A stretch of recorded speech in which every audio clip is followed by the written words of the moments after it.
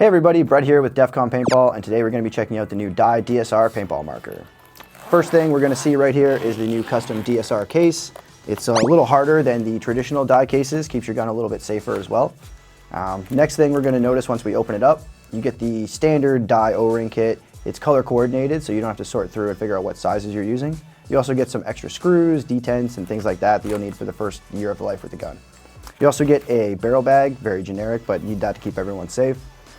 Next thing that we're going to notice, very odd, we don't get a manual anymore. You don't get a physical booklet, you get this one little card. Seems to have all of the information that you would need on it, how to adjust your velocity, your O-ring sizes, different settings on the gun, things like that. But if you need to look up anything more complicated, it seems that you are going to need to go online to do that. Next thing we have here is the die warranty card, standard with all die guns, exact same as well. Next thing in line is going to be a big improvement over most guns. We're going to have a USB connector here. This guy actually downloads information onto the gun, so you don't always have to go through different settings actually on your board. You can download someone else's settings or manually change them yourself on your computer. Next thing that we have here are generic Allen key kit. Nothing special here, but it's going to get the job done. Last thing that you're going to see in your kit other than the gun is your lubricant right here. This guy is just about a year's worth of die lubricant. So moving on to the actual gun itself here, the first thing that we're going to notice is the DSR does not come with a ultralight like the M2 does. You are going to get a standard issue die barrel. It's not the same high-end stuff that you get with the M2, but that should be expected at this price range. Next thing as we slide along here that we're going to notice is the entire body is completely free of any Allen key holes, screw holes, anything like that. It's certainly a slimmed down design and it will allow you to keep it nice and clean without getting any paint in there. As you notice here, the clamping feed neck itself does not use a Allen key or a screw hole. You actually have to take this off, rotate it, and reclamp it there in order to make that adjustment. So it is toolless 100%. But it's yet to be seen how effective that is going to be.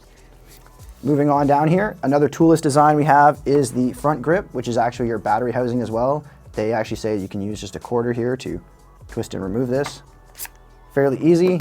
You get your battery right here, easy to replace, back on, and you're good to go.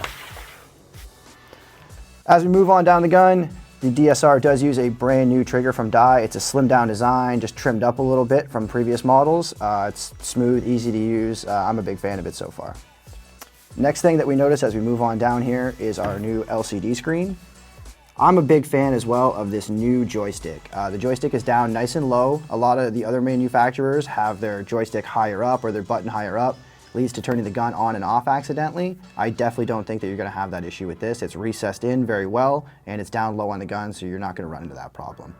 You also do get a LCD screen stock with the marker. That seems to be the way to go. I don't like the use of an LED screen. It's very hard to use and this guy is going to eliminate a lot of those problems.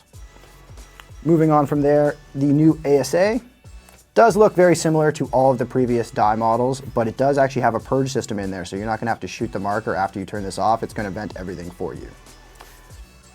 Last but certainly not least, you do have the new arc bolt system inside here. So you have a push button release. It doesn't pop right out like some of the other markers on the market. It's just a slide afterwards, but that doesn't seem to be that big of a deal.